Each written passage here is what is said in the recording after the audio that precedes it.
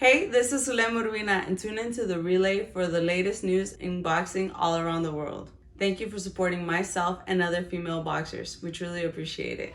Welcome to the motherfucking relay. We're covering today's top boxing news. Ow! Okay, we'll start with this. Stephen Fulton on traveling to Japan for Inoue clash. I believe in my ability. He must. It would have been easy for Stephen to hide behind the politics of boxing. Let's not pretend that they didn't have an alternative, a contingency for Stephen Fulton. He was en route to featherweight to take on Brandon Figueroa for a second time. But he doubled back, and on paper, Inoue is seemingly the best fighter that Fulton will have ever faced. But with the difficulties that Inoue presents, including home field advantage, he will enjoy on fight night. Fulton isn't sweating it. Although his physical attributes have never failed him, Fulton points to what's between his ears as the key factor that will lead him to victory on July 25th, the same week as Spence versus Crawford. It's going to be a very big week in the sport of boxing, a big week coming up, and a big part of the reason I have yet to update the Ring IQ pound for pound list is that week 4 ranked fighters, count them 4, will be in action. And there will be 2 subtractions. Just the question of which 2. Stephen Fulton has already traveled to Japan, and he was quoted as saying, "There's nothing to cry about, nothing to worry about. Just make the right adjustments at the right time. I believe in my ability. I'm very smart. There's nothing that I can't outthink." The virtue of Stephen Fulton traveling to Japan, where he was received very well by the fight fans and the media. The virtue of Stephen Fulton traveling abroad, irrespective of who you're backing, is that it sets a good example for other American fighters who may have an aversion to traveling abroad, fighting in someone else's territory. If Stephen Fulton were to win, I mean, it's not dissimilar from what we saw in the Devin Haney versus George Kambosos fight. The George Kambosos fights, there were 2 of them, and Devin won both in hostile territory, on foreign soil. It sets a good example. If Stephen were to win, if Stephen were to lose, well, that would only amplify Naoya Inoue's celebrity, not just in his own neck of the woods, but here in the West, having taken on one of our best fighters, our champions, homegrown. Perhaps it would broaden the horizons of some of the fight fans here in America, that America doesn't have all the talent, not all the talent, in the sport of boxing. It's a fight you can't complain about. Seemingly happening in the shadow of the Spence versus Crawford fight, which comparatively is the more popular fight here in the West, here in the US of A, featuring 2 homegrown fighters, 2 homegrown champions. Inoue versus Fulton is seemingly happening in the shadow of that fight. It will service as an appetizer midweek. This is still a very big fight in the land of the rising sun, a high-profile fight in Japan that promises to deliver, and what makes it so intriguing is that this will be Naoya Inoue's first fight as a super bantamweight. He's already taking on a technician, a defensively sound fighter, what is perhaps the most defensively sound fighter that he's ever fought, but he's also the biggest fighter that he's ever fought, having a natural size advantage over Inoue, fully acclimated to super bantamweight, obviously. Across 3 divisions, across 3 weight classes, Naoya Inoue has been surgical with his technique, his form, and his punching power. No one yet has really been able to stand up to it, that if he lands, he's going to take you out. In Stephen Fulton, you have a guy who can affect Naoya Inoue's ability to land because he's such a defensively responsible fighter and a durable fighter. Lest we forget, he took Brandon Figueroa's best. Brandon Figueroa, who's a lot, and I mean a lot bigger than Naoya Inoue, and he's a more prolific puncher, a volume puncher that throws punches in bunches. And in that Stephen Fulton fight, Stephen took his best, and he didn't go down. He didn't go out. That's the drawback for Naoya Inoue, that he's not just facing a naturally bigger man, he's also facing what is the most defensively responsible fighter that he's ever fought. You know, Naoya Inoue is not a volume puncher. He's a very strong puncher, and he's very accurate, but he's not very prolific. He doesn't throw that many punches at a time. Stephen Fulton may limit the window of opportunity to land punches, being as defensive and mobile and slippery as he is. That's the drawback for Naoya Inoue. The drawback for Stephen is is that he hasn't fought in a while. The drawback for Stephen Fulton is that it's already been a year's time since his last fight. It's already been a year's time since the Daniel Roman fight in June of last year. How will the year off have affected his sharpness and his timing? In many ways, he's facing the biggest puncher he's ever faced, even though he's a naturally smaller fighter moving up in weight. None of those guys that Stephen fought had the reputation that Naoya Inoue has, dubbed the Monster, with good reason. It's what he's been across 3 weight classes. Will he still be that guy in a 4th? How's he gonna take Inoue's power? Can he take Inoue's power? Then again, is Inoue's power even going to translate? Will it move up with him? Questions that need answers. Will he be able to land? Because power in and of itself means nothing if you can't deliver it, if you can't land. We saw a bit of movement, bought Paul Butler a whole lot of time. It took Inoue a lot of rounds to finally catch up to that guy and take him out. Stephen Fulton is a cut above of Paul Butler, so this is a very intriguing fight. As stated, I'm looking forward to it. We'll talk more about the fight as the fight date approaches. Now, as it pertains to that fight, and the only other champion at this weight, unified champion Marlon Tapales, the WBA approves Tapales to challenge the Fulton versus Inoue winner for undisputed. Akhmadaliev versus Kamita eliminator has been ordered. Path has been cleared to crown an undisputed 122-pound king. It's now up to the reigning unified titleists to seize the opportunity. Newly crowned WBA IBF junior featherweight titleist Marlon Tapales was granted permission by the WBA to enter a voluntary title defense, specifically targeting the winner of the July 25th Stephen Fulton versus Naoya Inoue WBC WBO super bantamweight title fight. The significance of the ruling frees the Filipino from a mandatory title defense obligation or an immediate rematch with Mudajan Akhmadaliev, whom Tapales edged via split decision to win the titles on April 8th in San Antonio, Texas. And I gotta tell you, I really like the account of himself that Marlon Tapales gave. He looked formidable, he looked athletic, he looked sharp, he looked like a challenge for the winner of Fulton versus Inoue. Committee Chairman Carlos Chavez acknowledged in the final ruling, Matchroom Boxing made a direct rematch request to the WBA, and although there are elements that could support it, it is not feasible to do so at this time. The new champion and his team asked the WBA for permission to fight the winner of Inoue versus Fulton, whose bout will be later on this month. This bout would be a unification of the WBA, IBF, WBC, and WBO titles, which is a powerful reason to admit it for the sake of boxing. This ruling opens the door for yet another high-profile fight in the men's super bantamweight division, which in the West is mostly overlooked. So you can imagine the winner of Inoue versus Fulton, whoever it is going to receive an instant profile boost, and it behooves Marlon Tapales and his team to capitalize on this opportunity to get in the ring with that fighter, whoever it is, as soon as possible. Let's not play the sides of the street thing, and let's not pretend that Marlon Tapales is going to be able to catch up to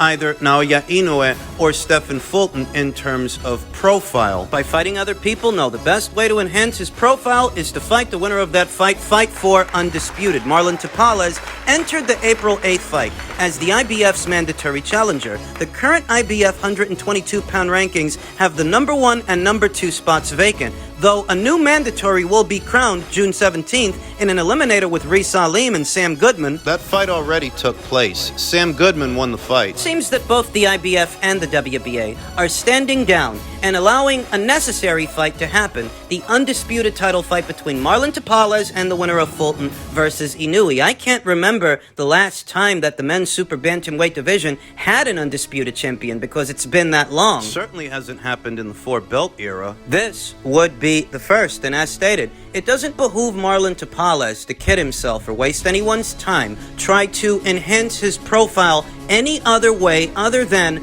fighting the winner of that fight, fighting the winner of Fulton versus Inoue. Both the IBF and the WBA are leaving the door open for Marlon Tapales' very next fight to be the winner of that fight. I mean, just imagine if Naoya Inoue is successful later on this month. That's basically saying that he will have become a 2-time undisputed champion in just 3 fights. Roughly 3 fights. He became the bantamweight's undisputed champion in his last fight with Paul Butler. He'll become a unified super bantamweight champion in his next fight if he wins, and an undisputed champion the fight after that. Unprecedented. Stefan wins. A win over Marlon Tapales would be an addition to an already high-profile win over Naoya Inoue. So it's good for everybody. It's good all around. It's an opportunity for the fighters. It's an opportunity for the fight fans to bring much-needed consolidation to this division without any pesky mandatories getting in the way. This is one of the few times the alphabet's got it right. Now all we've got to do is wait for the outcome of Fulton versus Inoue to be decided.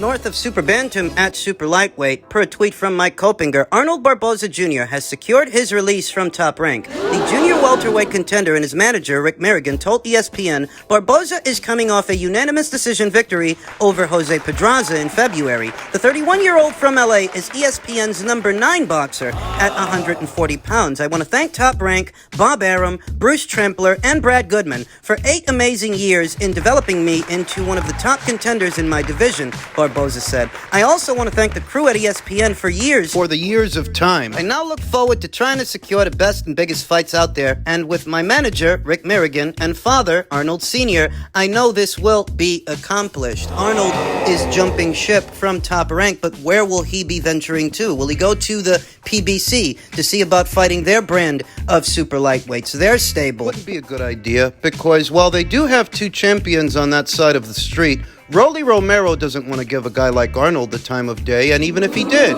he's currently under orders to fight O'Hara Davies. He's not at liberty at this time to fight Arnold. Not that I think he wants to fight Arnold, leaving only Subriel Matias, this division's IBF champion. Good fighter, dangerous fighter, but is that really who Arnold wants to fight for a title? Arnold Barbosa, whose contract was set to expire in 6 weeks, and Top Rank did the right thing by their fighter by allowing him to talk to other promoters now in exchange for having a matching right for 6 months on any other offer he receives. Rick Merrigan seemed really focused on getting Arnold Barbosa a Regis Prograis fight. You get the sense that maybe Arnold might pop up over there? What perhaps may have sparked this move is that Teofimo's not retiring. He's decided to hang on to the brown belt, but in hanging on to it... When will Arnold get his shot? Because Teofimo doesn't seem to want to fight him voluntarily. It seems like he'll make him wait. He'll only fight him if he absolutely has to. It's a curious move. It's a curious move from Team Barbosa because he's in a pole position to challenge for the WBO title. He's likely just 1 fight away from challenging for that title. Perhaps he could have taken on a voluntary while he waits, but he's decided he wants to explore other options, perhaps go to some other side of the street. Why? Upon Teofimo Lopez announcing that he wouldn't be vacating the WBO title, he called out Devin Haney. He called him out by name. Devin Haney, who has WBO Super Champion status, which would allow him to move up in weight as Teofimo's mandatory challenger. Could the reason that Arnold is deciding to leave Top Rank... Could that have something to do with that call-out? Could it have something to do with the people at Top Rank trying to orchestrate a fight between Teofimo and Devin, thereby leaving Arnold out in the cold, out in limbo? Rick Merrigan did seem hell-bent on delivering Arnold a Regis Prograis fight. We know where Regis Prograis fights. He fights on the Matchroom side of things. Perhaps what Rick and Arnold figure is that if they explore their options, they can fight for a title that much sooner, that much faster. Maybe. It's not looking like Regis will be otherwise preoccupied with a Jack Catterall fight in the fall. The latest on Jack is that he's going to be fighting Jorge Linares. So if Regis isn't fighting Jack... Maybe he can fight Arnold. Maybe Matchroom can promote the show on the West Coast where Arnold draws a little bit, just a little bit. I mean, there's a lot of moving parts here. There's a lot to take into consideration. But what we know is that Teofimo's not vacating, Arnold has left Top Rank, and there's got to be a reason for that. Jack's not fighting Regis. He seems to be fighting Jorge Linares now. While the PBC might have their own stable of 140-pound fighters, at least one of those fighters, one of those champions is spoken for, and the other champion, well, he's got less of a profile than Regis. And isn't he supposed to be fighting Sergey Lipinets or Shohan Ergashev or one of those 2 guys? This is an evolving story. We'll see what shakes out. Finally, north of super lightweight at welterweight, Errol Spence Jr. aims to do the same thing I always do. Punish my opponent. That's precisely the reason I have Terrence Crawford beating him. Because Errol Spence Jr., capable fighter that he might be, strong puncher, he's not dynamic. He's pretty much the same.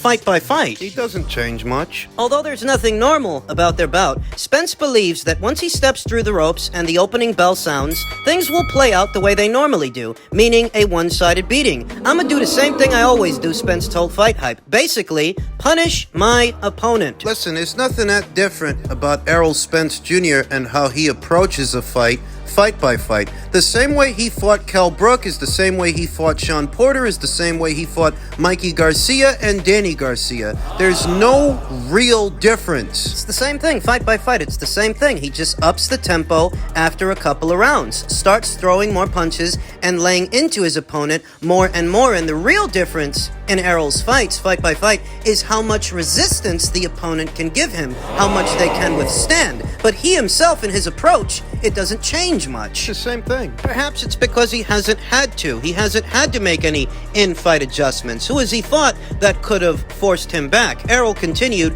it's going to be entertaining. Hopefully he comes with his A game. I come with my A game. We're going to both put on a great performance. It's going to be one for the books. I dare say that Terrence Crawford is by and large a more complete fighter than Kell Brook, than Mikey Garcia, Sean Porter, and Yordenis Ugas. Evaluate every single one of those guys, every single one of those opponents, what they're good at and what they're not, and what the circumstances were when they fought. Now, Kell Brook, he had mobility, good size, and a good jab, but he was coming off a fifth-round knockout loss to Gennady Golovkin, and a massive weight cut. You think about Mikey Garcia. Mikey wasn't acclimated to welterweight. He'd never fought there before. He was the noticeably smaller man. Discrepancy in size between Errol and Terrence is not akin to the discrepancy between Errol and Mikey. And Terrence, unlike Mikey, he's spent years now campaigning as a welterweight. He's fully acclimated to this division. You think about Danny. Danny, decent counterpuncher, decent chin, but very slow feet. He doesn't have Terrence Crawford's mobility, and he's certainly not a switch hitter like Terrence Crawford. And neither was Yordenis Ugas, whose only claim to fame is beating a 42-year-old Manny Pacquiao who hadn't fought in 2 years. He was 2 years removed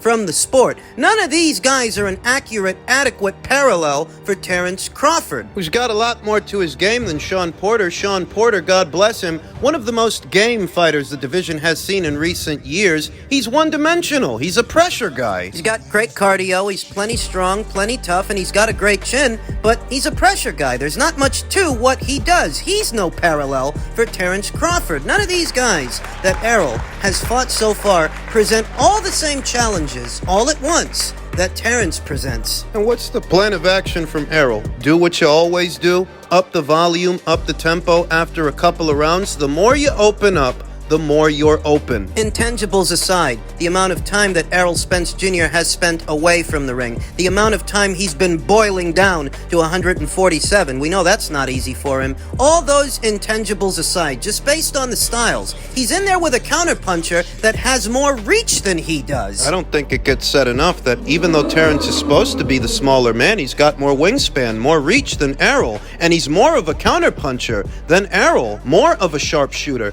better on the back foot, better on the fly, moving lateral, because when has Errol Spence Jr. ever had to fight on the back foot? When has he ever had to lay off? Errol's pretty much been fighting the same fight by fight for years now. It's predictable, and that's why I think he's going to get found out.